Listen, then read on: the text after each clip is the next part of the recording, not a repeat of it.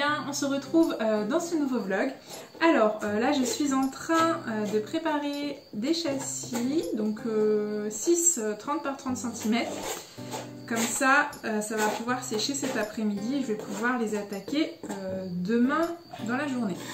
Du coup, qu'est-ce que je voulais vous dire? Ah oui, du coup, j'ai commencé à réfléchir aux dates de la vente d'été. Et du coup, je vais pouvoir vous annoncer ça, je vais pouvoir lancer ça sur les réseaux. J'ai bloqué ça le week-end... Alors attendez, je regarde. Voilà, j'ai bloqué ça les week-ends des 26 et 27 juin. Donc je vous avais dit que je voulais que ce soit sur un week-end, que ce soit en juin. Donc que ça me laisse le temps de faire des créations. Donc au final, il me restait pas trop de dates. Donc voilà, 26-27 juin, ça me paraît pas mal. Donc il faut que je vais commencer à préparer tout ça. Donc quand je dis tout ça, ça va être créer l'événement sur Facebook. Du coup, ouais, je me suis arrêtée je vais faire comme je faisais les autres fois. Je vais faire la vente sur Facebook, ce sera plus simple à gérer pour moi. Et en fait, après en avoir parlé à plusieurs d'entre vous, au final vous aimez bien ce système parce que ça vous permet d'interagir un petit peu avec tout le monde, avec moi également. Donc c'est vrai que c'est sympa pour ce côté familial. Donc on va rester là-dessus. Donc il faut que je crée l'événement Facebook.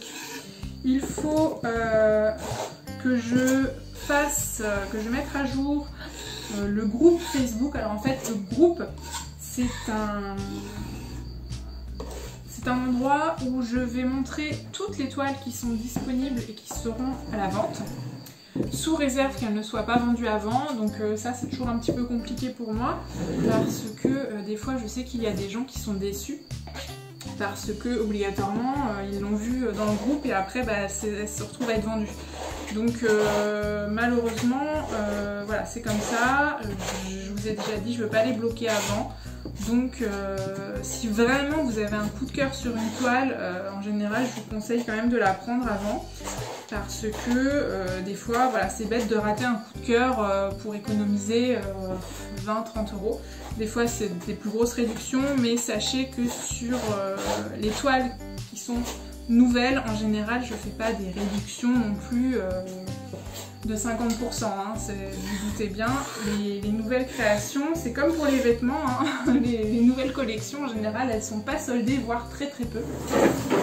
Donc voilà, qu'est-ce que je voulais dire? Donc oui, il faut également que je prépare les images qui vont aller avec tout ça. Donc la bannière pour l'événement et pour le groupe. Il faut que je prépare les textes où je vous explique le déroulement de la vente, la date, tout ça, le règlement. Bon, en général, le règlement, je récupère un petit peu ceux des années précédentes. C'est à peu près la même chose, donc voilà, hein, le règlement, toutes les règles de bonne conduite, ne pas dire qu'on prend une toile et puis au final se désister. Donc ça, évidemment, ça peut arriver, voilà, exceptionnellement, mais le but c'est pas que tout le monde, enfin du moins le but c'est pas que quelqu'un réserve cette toile, et qu'à la fin ils me disent, en fait, parmi les 5 que j'ai réservées, je vais prendre que celle-ci. Donc voilà, moi c'est pas le but c'est vraiment de, voilà, quand on dit qu'on prend une toile, on s'engage à la prendre par la suite. Voilà, donc bref, toutes ces petites choses à préparer. Et sinon, j'ai pensé à une nouveauté pour cette vente. C'est que, du coup, donc, je vous disais que dans le groupe, je vous montre normalement toutes les toiles qui seront prévues pour la vente.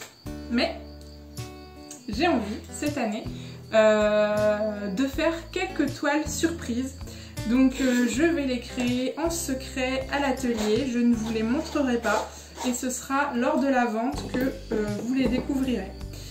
Donc je me dis que ça peut être sympa, déjà ça peut créer un petit peu plus d'attente, on va dire. Et puis voilà, j'ai envie de jouer un petit peu sur la surprise, sur la découverte, parce que c'est vrai qu'avec ce vlog, au final, vous me suivez, vous voyez un petit peu tout ce que je fais au quotidien, et je vous montre aussi beaucoup sur les réseaux, et au final, eh bien, il n'y a plus réellement de surprise lorsque vous arrivez sur la vente.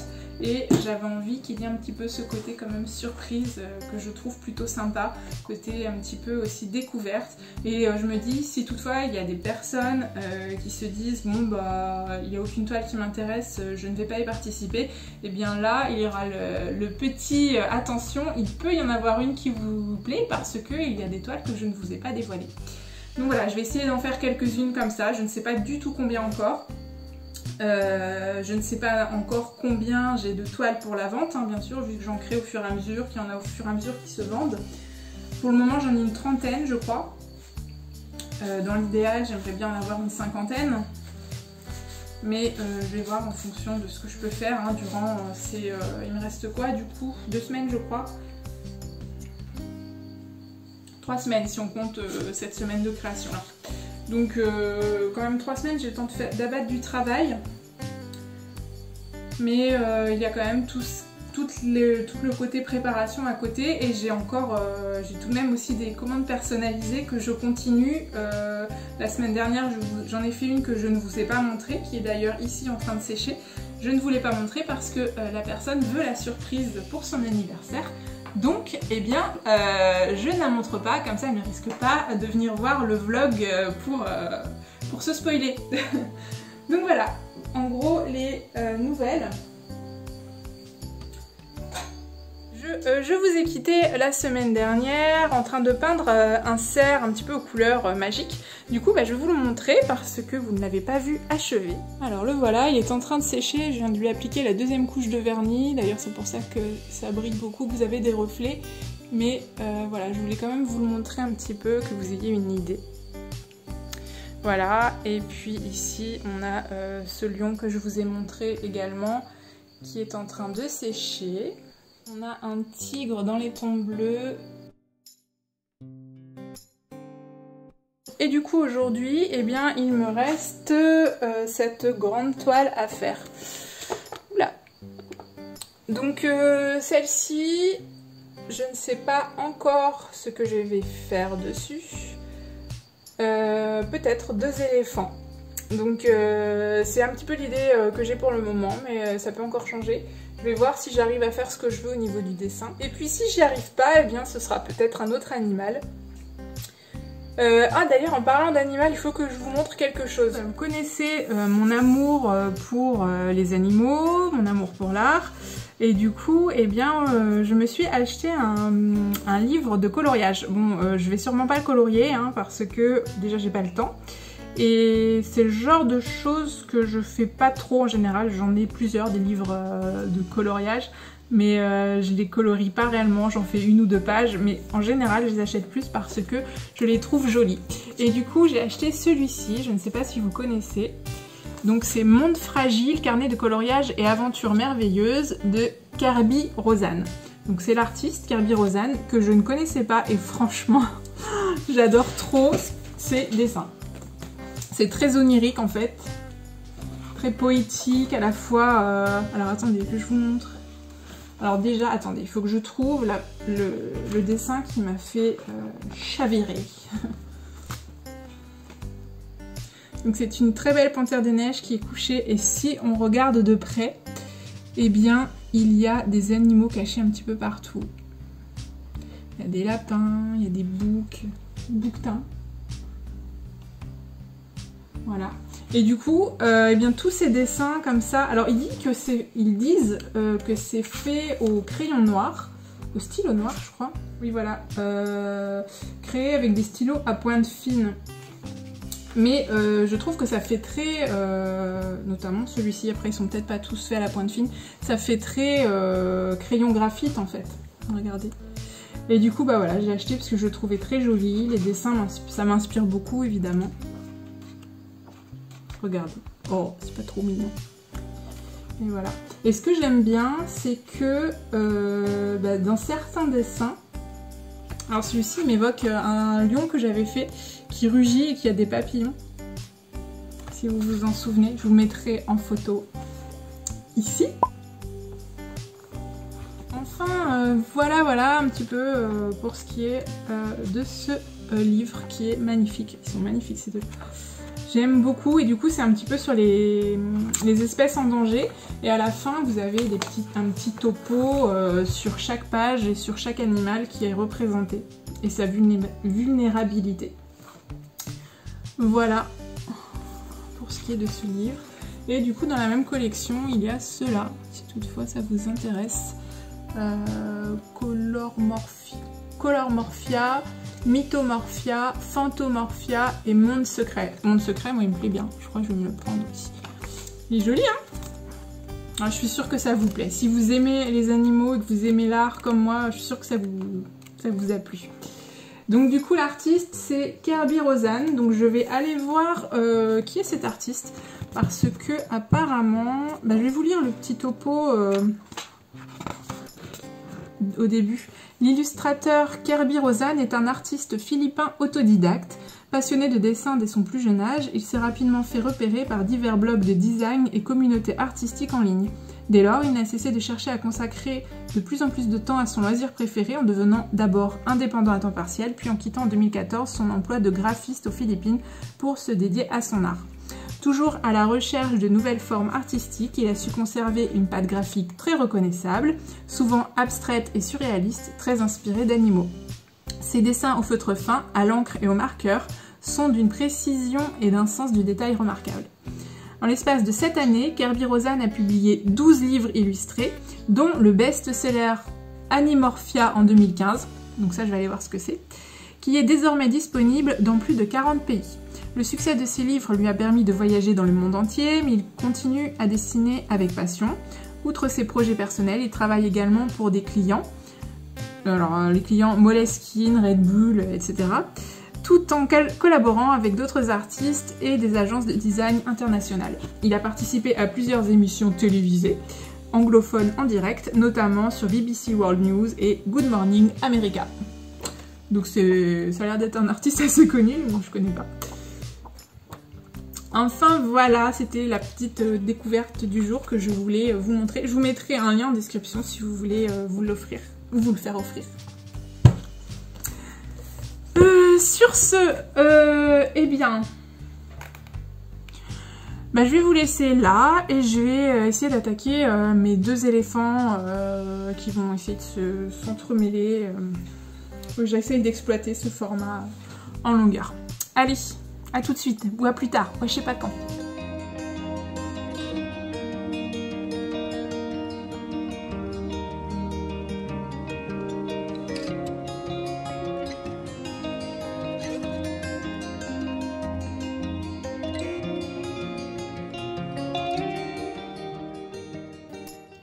J'ai bien envie de m'arrêter là pour cette peinture. En fait, j'avais envie, dans l'idée, de ne pas trop la cerner.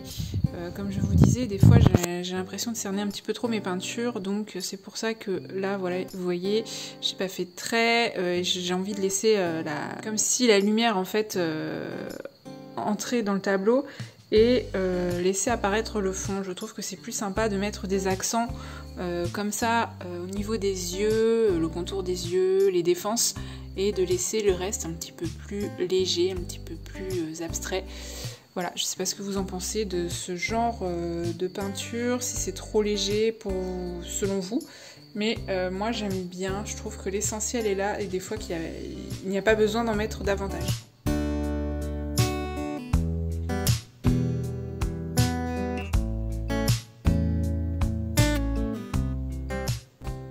Vous voyez à quoi ressemblait ma vente de printemps de l'an dernier. Donc on prend les mêmes et on recommence. Hein. Du coup voilà, c'est ce que je vous disais tout à l'heure, j'ai cette bannière à réaliser là. Et ensuite, eh bien, je vais récupérer le texte qui est je ne sais pas où, ici. Voilà, je vais récupérer ça, faire quelques modifications. Le principe restera à peu près le même, donc de toute façon, je vais faire une sorte de copier-coller. Voilà, je vais modifier les dates, modifier les éléments les plus importants. Je vais m'occuper de ça, j'attends que mes éléphants sèchent, et puis vu que mes fonds sont pas prêts, je Je vais m'occuper de la création de l'événement et des affiches qui vont avec.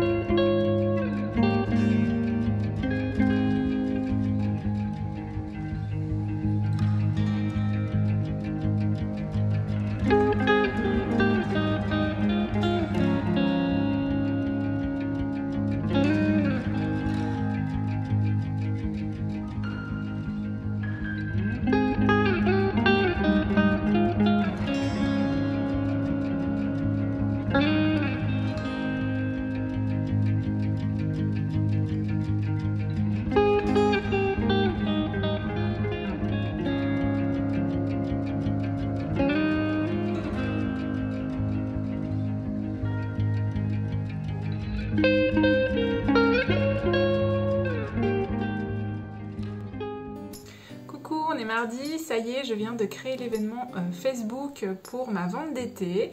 Donc j'ai réalisé la bannière, j'ai fait le texte d'annonce, etc. Et j'ai publié ça. Et une fois que j'ai publié ça, je me suis aperçue que je l'avais publié avec mon profil perso. Super! Donc j'arrivais pas à le modifier. Je sais pas pourquoi en fait, c'était mon profil perso et du coup dès que j'aurais publié quelque chose dessus, ça aurait été avec mon profil perso. Donc il a fallu que je supprime l'événement et que je le recrée. Donc voilà, c'est fait avec mon profil pro, donc Jessica Saint-Siquet, artiste peintre. Enfin. Du coup, qu'est-ce que je voulais vous dire? Ouais, du coup, ça y est, j'ai fait ça, j'ai fait également le groupe. En fait, le groupe, je reprends toujours le précédent groupe. Donc là, j'ai repris le groupe où j'avais publié tous mes minus. J'ai supprimé toutes mes publications où il y avait les minus. Et ensuite, je change le titre, je change la description. Et hop, comme ça me permet de garder les personnes, les membres qui sont inscrits sur le groupe. Ça me permet de les garder en fait. J'ai juste à mettre mes nouvelles images. Et comme ça, je garde les personnes. Donc ça, c'est un plus pour ça. Donc voilà, j'ai les premières personnes qui commencent déjà à s'inscrire à l'événement, à être intéressées.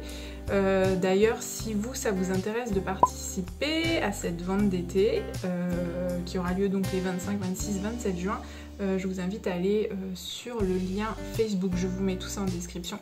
Donc le lien Facebook de l'événement, et il faut mettre « Je participe ». Donc c'est en haut de l'événement, vous le verrez, il n'y a pas de souci. Donc voilà, faut pas oublier de mettre je participe parce que sinon vous n'aurez pas les publications lorsque je mettrai les tableaux, et du coup vous ne serez pas informé et du coup vous ne pourrez pas commenter et acheter. Du coup là je viens de faire plusieurs fonds. Donc là je suis partie sur des tons un petit peu vert bleuté, rose du coup, avec j'ai utilisé ce rose que j'ai acheté par erreur, donc bah, du coup je l'utilise. Hein. Voilà, pour ce qui est de ces fonds-là. Je sais pas encore ce que je vais peindre dessus. Mais bon, l'inspiration va bien venir, je ne m'inquiète pas.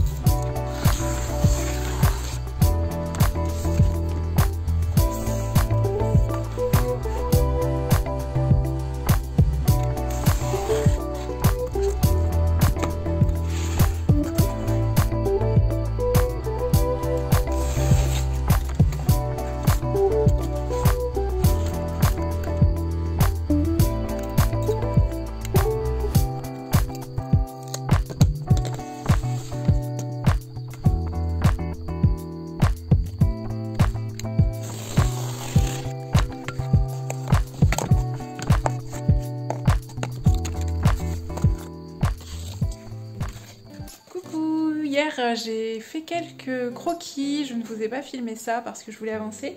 Du coup je vais faire un petit tour avec vous pour vous montrer un petit peu ça. Et sinon j'ai également préparé un colis.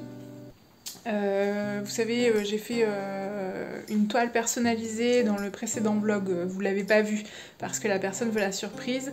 Mais du coup voilà, j'ai fait l'emballage, il est prêt à partir. Je suis essoufflée, j'ai chaud. Je vous montre. Alors déjà nous avons ce lycaon sur fond rose.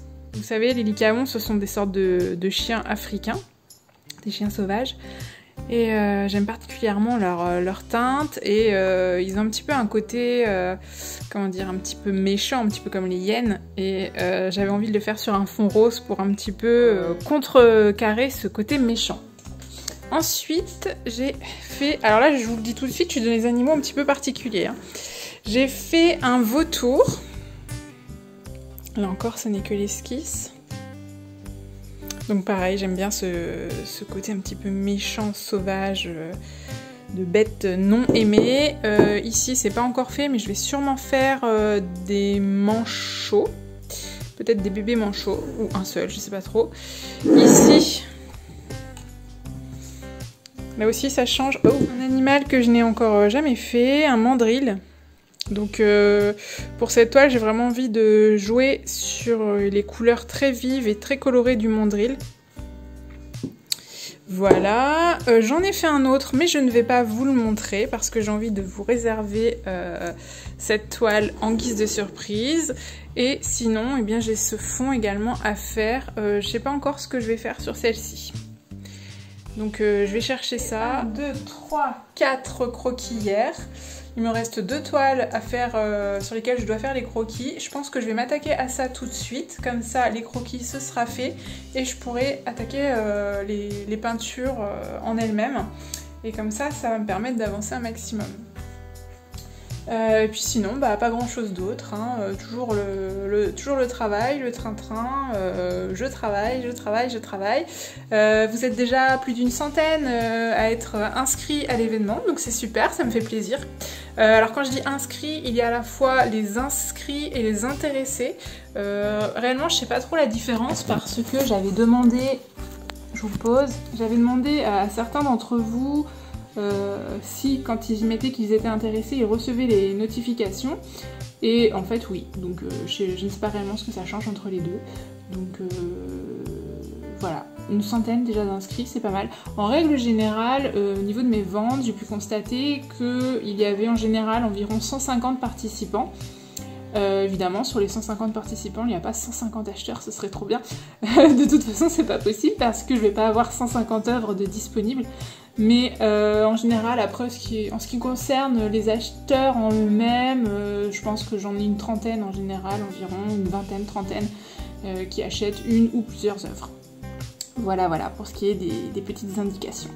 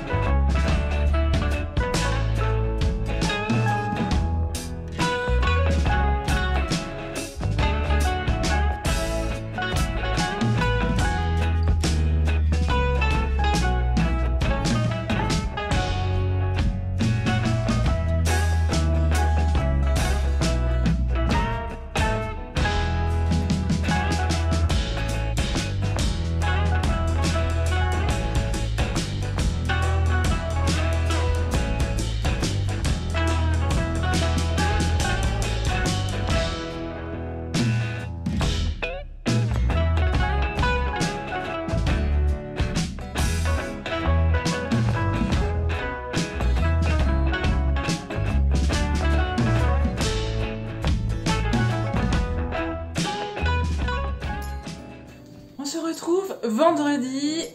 Cette semaine j'ai couru partout.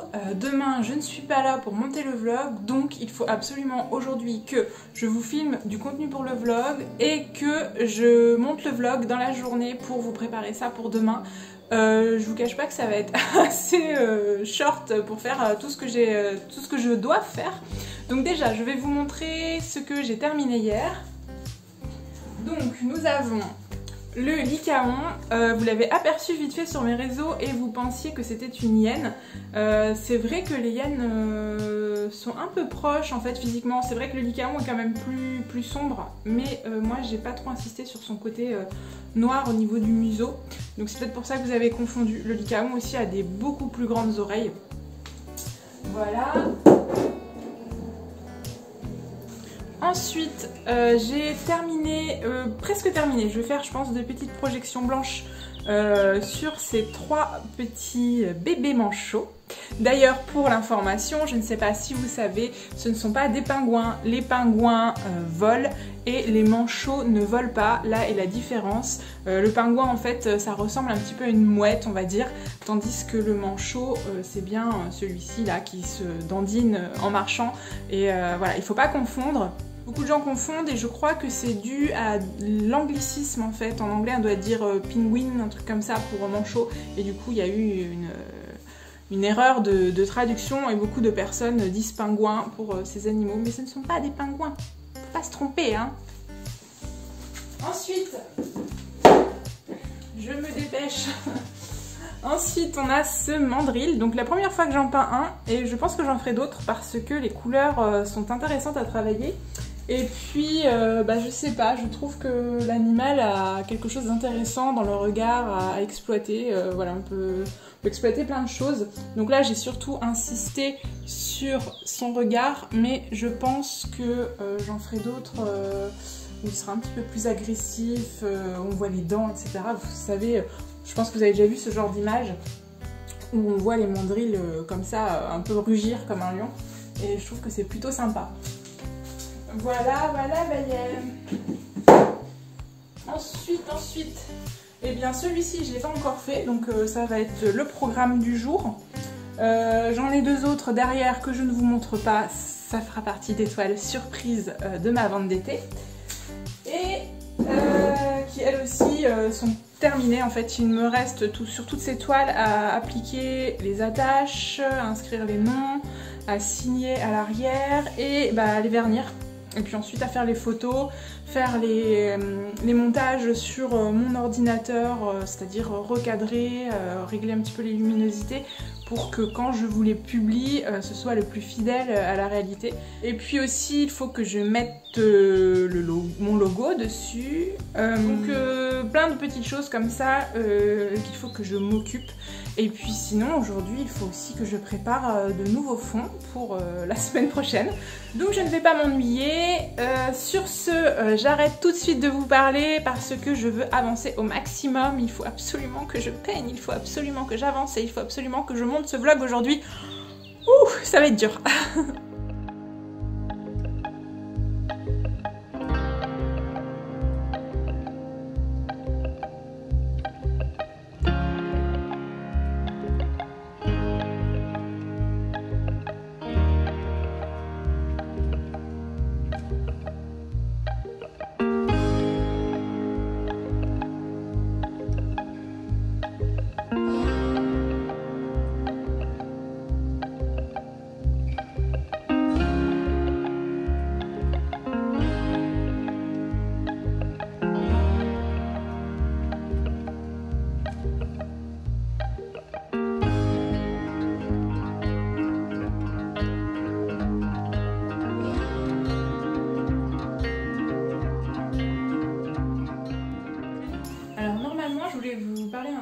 Lorsqu'on met les attaches à l'arrière d'un tableau, vous me voyez mesurer, normalement on prend un tiers. Donc par exemple mon tableau là fait 30 cm, donc normalement je vais mettre mes attaches à 10 cm. Alors ça c'est dans les règles, par contre j'ai pu constater que pour certains tableaux, lorsque je l'appliquais, le tableau, lorsque je l'accrochais, se trouvait à quand même pencher en avant. Je ne sais pas si j'en ai sur mon mur... Non, j'en ai pas là. Et donc du coup, j'ai tendance quand même à mettre les attaches un petit peu plus haut que le tiers pour éviter le fait que le tableau, au lieu d'être collé au mur comme ça, il penche un peu trop comme ça. Voilà. Donc ça, c'est ce que j'ai pu constater avec mon expérience, à force de respecter ce tiers, ce fameux tiers. Et en fait, je trouve que c'est pas vraiment adapté pour des formats, par exemple si je prends le tiers de ce format qui est très grand, qui est très large, là lui il va vraiment pencher en avant, donc c'est pour ça que j'ai tendance à le mettre plus haut.